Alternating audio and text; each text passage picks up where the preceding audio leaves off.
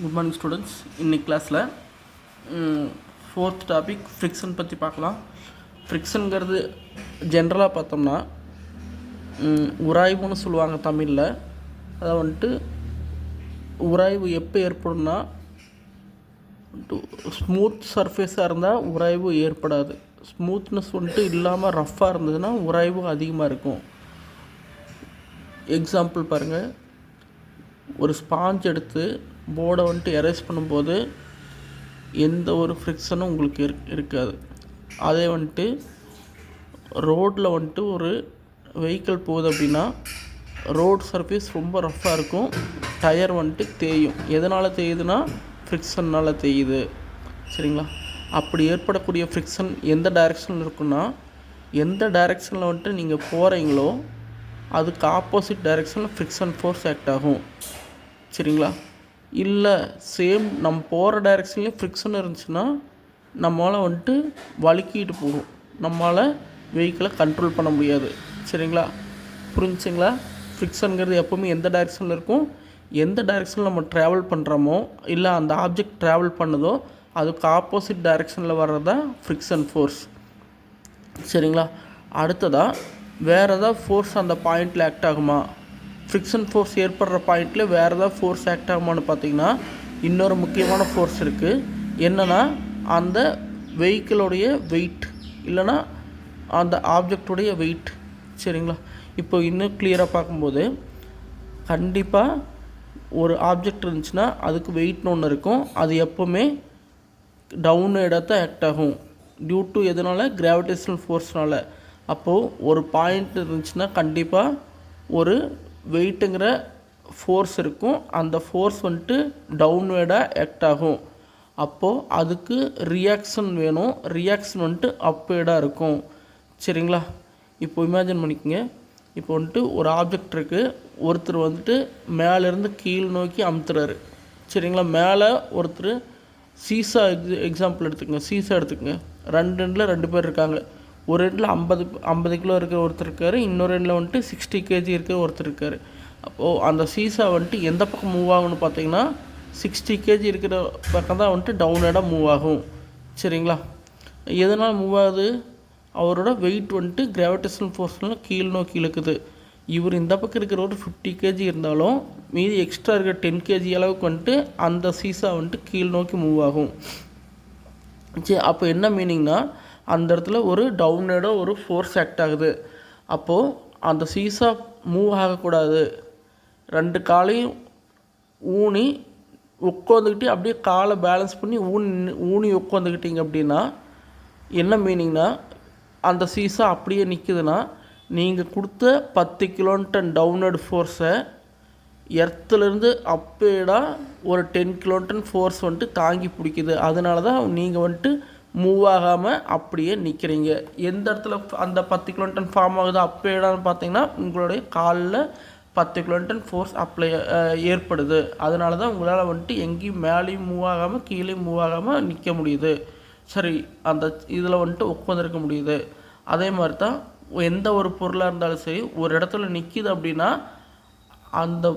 அந்த பொருளோட வெயிட்டுக்கு ஈக்குவலாக அப்பேடில் ஒரு ஃபோர்ஸ் ஆக்ட் ஆகும். அதுக்கு பேர் தான் ரியாக்ஷன். சரிங்களா? அது அந்த ஆப்ஜெக்ட்டுங்கிறது சின்ன ஸ்டேப்லர்லேருந்து சின்ன கேல்குலேட்டர்லேருந்து சின்ன புக்கிலேருந்து எவ்வளோ பெரிய ஆப்ஜெக்டாக இருந்தாலும் சரி, சரிங்களா, பில்டிங்ஸாக இருக்கட்டும், எவ்வளோ பெரிய பில்டிங்காக இருந்தாலும் நிற்கிது அப்படின்னா என்ன மீனிங்னா ஒரு ஆப்போசிட் ரியாக்ஷன் ஃபோர்ஸ் ஆக்ட் ஆகுது. ஒரு ஃபோர்ஸ் ஆக்ட் ஆகுது, அதுக்கு ஆப்போசிட்டாக ரியாக்ஷன் ஒன்று நடக்குது. அப்போ அந்த ரியாக்ஷனுங்கிறது எப்படி இருக்கும்? ஆப்போசிட் டைரெக்ஷனில் இருக்கும். அப்போ தான் அந்த ஆப்ஜெக்ட் வந்துட்டு ஸ்டேபிளாக இருக்கும். சரிங்களா? அப்போது நமக்கு மினிமம் 2 ஃபோர்ஸ் ஜென்ரேட் ஆயிரும். ஒரு ஃபோர்ஸ் வந்துட்டு இந்த ரியாக்ஷன் ஃபோர்ஸு, இன்னொன்று வந்துட்டு ஃப்ரிக்ஷன் ஃபோர்ஸ். ஃப்ரிக்ஷன் ஃபோர்ஸ் எந்த டைரெக்ஷனில் ஆக்ட் ஆகும், எந்த டைரெக்ஷனில் வந்துட்டு அந்த ஆப்ஜெக்ட் மூவ் ஆகுதோ அதுக்கு ஆப்போசிட் டைரெக்ஷனில் ஃப்ரிக்ஷன் ஃபோர்ஸ் இருக்கணும். சரிங்களா? இப்போ பாருங்கள்,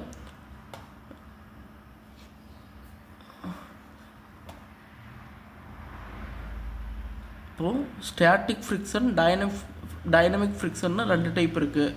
சரிங்களா? ஃபஸ்ட்டு ஃப்ரிக்ஷன்னா என்ன பார்த்துடலாம். இங்கே பாருங்கள்,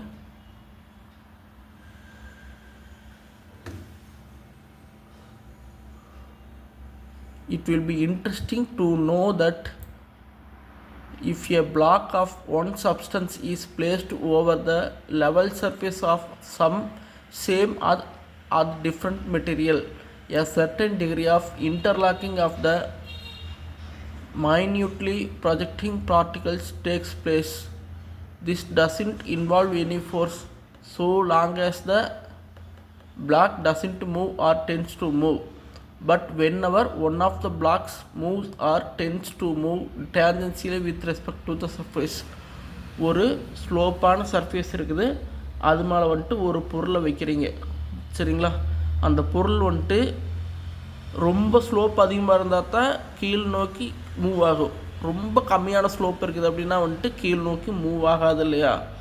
அப்போது என்ன சொல்லியிருக்காங்கன்னா, எந்த வெயிட் வரைக்கும் வந்துட்டு மூவ் ஆகாமல் இருக்கோ அது வரைக்கும் பிரச்சனை இல்லை.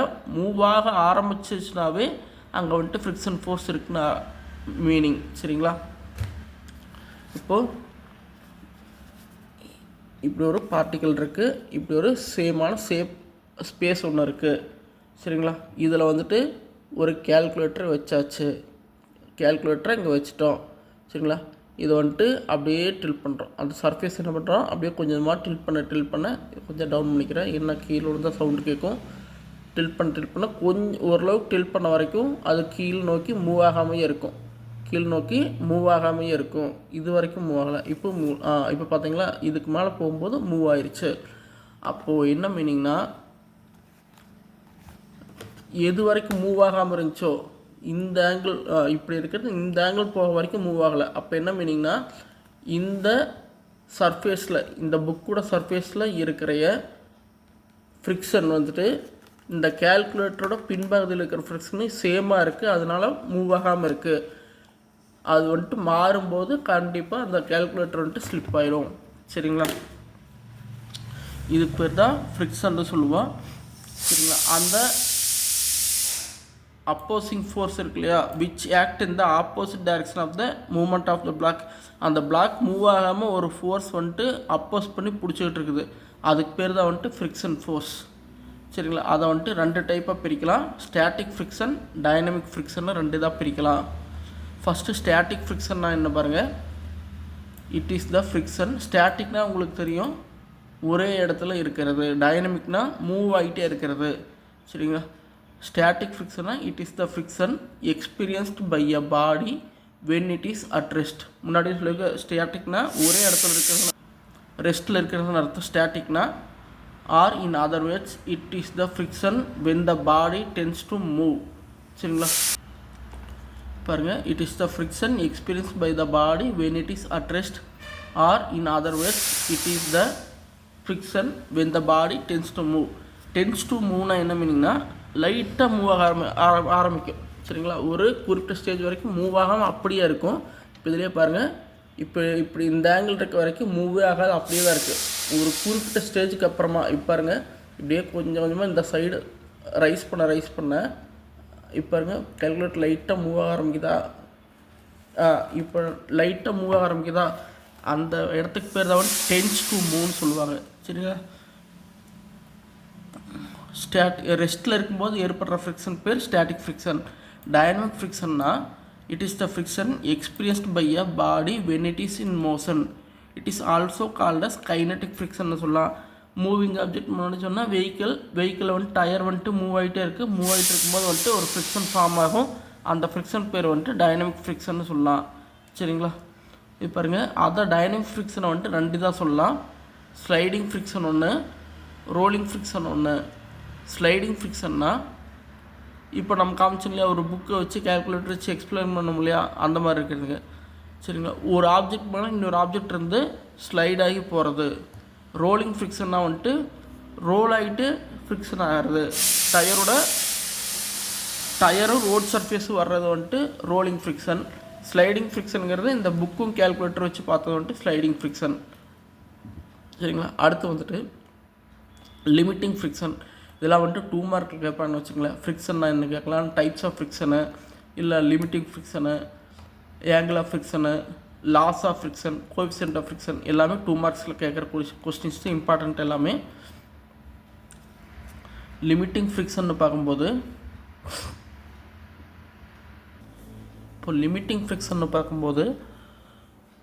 இப்போ உங்களுக்கு புக்கை வச்சு இப்போ எக்ஸாம்பிள் சொன்ன மாதிரியே தான். இப்போ வந்துட்டு எந்த ஒரு லெவலில் எந்த ஒரு சர்ஃபேஸாக இருந்தாலும் மினிமமாக ஒரு ஃப்ரிக்ஷன் இருக்கும்.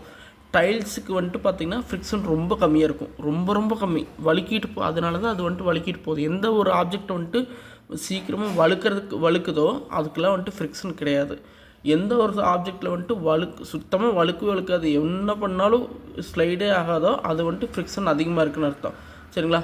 இப்போ பார்த்திங்கன்னா இப்போ இந்த புக்குக்கே பார்த்தீங்கன்னாலும் பார்க்குறதுக்கு வந்துட்டு அட்டை வந்துட்டு ஸ்மூத்தாக இருக்கிற மாதிரி தான் இருக்கும். ஆனால் அதுக்கும் ஒரு ஃப்ரிக்ஷன் வேல்யூ இருக்கும். சரியா? எந்த ஒரு ஃப்ரிக்ஷன் வேல்யூவில் அந்த ஆப்ஜெக்ட் வந்துட்டு ஸ்லைடாக ஆரம்பிக்குதோ அந்த ஃப்ரிக்ஷன் பேர் தான் வந்துட்டு லிமிட்டிங் ஃப்ரிக்ஷன். சரிங்களா? இங்கே இருக்கு பாருங்கள். If the applied force exceeds this limit, the force of friction cannot balance it and the body begins to move in the direction of the applied force. This maximum value of friction force comes into play when a body just begin to slide. சரி, எந்த இடத்துல just begin to ஸ்லைடோ body வந்துட்டு ஸ்லைடாக ஆரம்பிக்குதோ, சரிங்களா, just அந்த இடத்துக்கு பேர் வந்துட்டு limiting friction. Just begins to slide over the surface of the other body. இந்த வேர்டு ரொம்ப முக்கியங்க. சரிங்களா? இந்த ஃப்ரிக்ஷனுங்கிறது என்ன? த ஃப்ரிக்ஷன் அட் விச் இல்லைனா the maximum value of the friction force at which a body just begins to slide over the surface of the other body is known as limiting friction சொல்லுவோம். சரிங்களா? அடுத்து வந்துட்டு நார்மல் ரியாக்ஷன்னா முன்னாடி சொல்லியிருக்கோம், எந்த ஒரு object இருந்தாலும் அதுக்கு பேலன்ஸ்டாக நிற்கணும். எர்த்தில் நிற்குதுனாவே அதுக்கு என்ன ரீசன்னா அந்த பாடியோட வெயிட்டுக்கு ஆப்போசிட்டாக ஒரு ரியாக்ஷன் ஃபோர்ஸ் தாங்கி பிடிச்சிட்ருக்குது அப்படின்னு அர்த்தம்.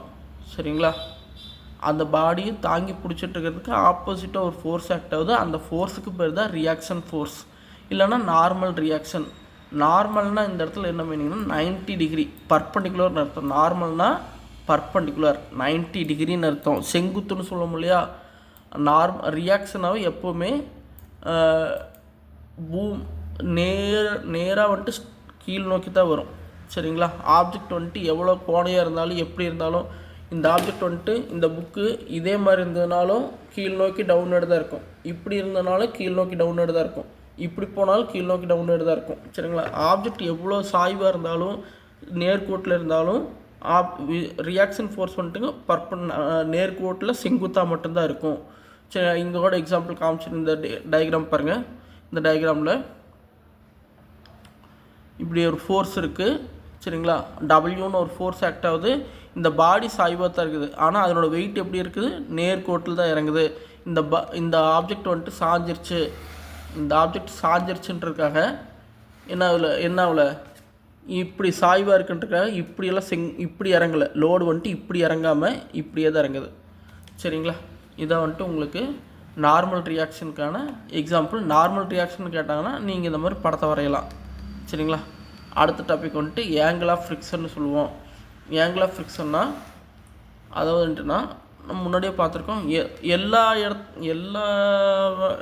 எல்லா இடத்துலையுமே கண்டிப்பாக வந்துட்டு ஆப்ஜெக்ட் வந்துட்டு சரிஞ்சு போயிட்டே இருக்காது. ஒரு லிமிட்டுக்கு மேலே அந்த ஆப்ஜெக்ட் வந்துட்டு தூக்குனா தான் வந்துட்டு ஸ்லிப்பான்னு பார்த்தோம். இந்த புக்கில் வந்துட்டு கேல்குலேட்டர் வந்துட்டு இப்படி எவ்வளோ தூரம் டில்ட் பண்ணுறோமோ, எவ்வளோ தூரம் சாய்க்கிறோமோ அந்த கேல்குலேட்டர் மூவ் ஆகுதோ அந்த ஆங்கிளுக்கு பேர் தான் வந்துட்டு ஆங்கிள் ஆஃப் ஃப்ரிக்ஷன். சரிங்களா? எந்த ஆங்கிள் வரைக்கும் தூக்குனா ஆப்ஜெக்ட் நழுவிட்டு போகலை அப்படின்னு ஒரு லிமிட் இருக்குது. ஒரு 10 டிகிரி தூக்கி பார்த்தா நழுவில், 20 டிகிரி தூக்குனா நழுவு, 30 டிகிரிக்கு மேலே தூக்கும்போது நழுவிடுச்சா அப்படின்ட்டு ஆங்கிள் ஆஃப் ஃப்ரிக்ஷன் வந்துட்டு உங்களுக்கு 30 டிகிரி. சரிங்களா? இந்த டயக்ராம் போட்டு எழுதி வச்சுருங்க. அடுத்து வந்துட்டு கோஎஃபிஷியன்ட் ஆஃப் த ஃப்ரிக்ஷன் அப்படின்னா என்னென்னா, it is the ratio of limiting friction to the normal reaction limiting ஃப்ரிக்ஷன்னா முன்னாடியே பார்த்துருப்போம். எந்த ஒரு ஃப்ரிக்ஷன் லிமிட்டுக்கு மேலே அந்த ஆப்ஜெக்ட் வந்துட்டு நழுவுறதுக்கு ஆரம்பிக்குதோ அதுதான் வந்துட்டு லிமிட்டிங் ஃப்ரிக்ஷன்னு பார்த்தோம்.